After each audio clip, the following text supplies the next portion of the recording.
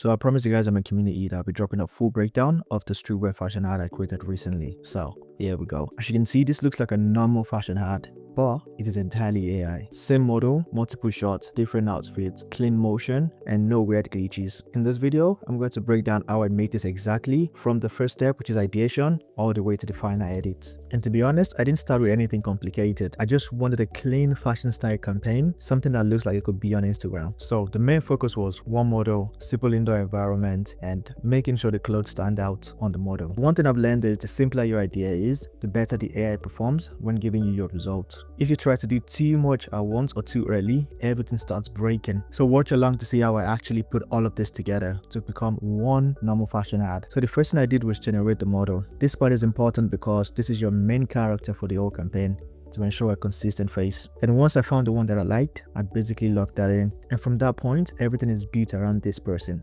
So the next step, this is where you have to generate multiple angles. So this is where most people mess up. They generate a new image every time and the face changes, the body changes, and everything just feels inconsistent. Instead, what I did was keep the same model, keep the same environment, keep the same camera style, which was all in the prompt. The only thing I changed was the angle and later the outfit. And that's what gives it the real campaign feel. When you're working with AI tools, consistency is not luck, it's all about control. After that, the next thing I needed to do was generate the environment. I needed a simple indoor environment, just a sitting room. But I didn't want it to be just a plain wall. I wanted it to be something that would actually show that this was shot inside and not a studio. So as you can see, I had to generate the sitting room. I had a few variations, but I wasn't interested with that. I didn't want the model to be in the environment yet. I wanted the environment to stand alone on its own.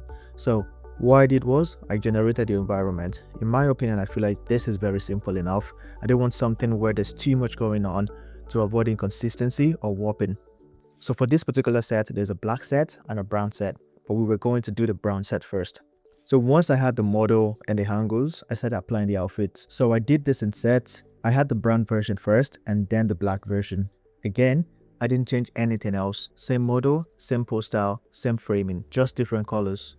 Before the image generation, you can see we have loads of shots here. So basically what I did was I made sure the brown set was generated fully first in different poses, and to ensure that the background was kept consistent all through, and also the model placement in the background is realistic enough. You don't want it to seem like the model is being enlarged in the picture or just being squashed together. So it has to feel natural. And these are different poses: the back views, side view, three-quarter view, few tiny poses, and adjustments, slight hand movements. So for every pose that was done in the brown set, it was replicated in the black set as well. And how did we do that? We have our black set product images, and also we have the pose, the model, and the environment already done in the brown set. And what we just did is, as you can see, the reference images, we had the black set, the model face reference where needed, and also the brown, the full model pose in the environment. So what we just did was go ahead and just change the color of the outfit. As you can see, the same poses we have for the brown set, we have it in the black set as well. So obviously there might be some bad generations, but you just have to keep regenerating to get what you need. And also, if you keep regenerating and there's no change, what you now need to do is to work on your prompt, fix your prompt. So after that, I moved on to motion. This is where things can look really good or completely fall apart. Most people try to add too much movement, so I did the opposite.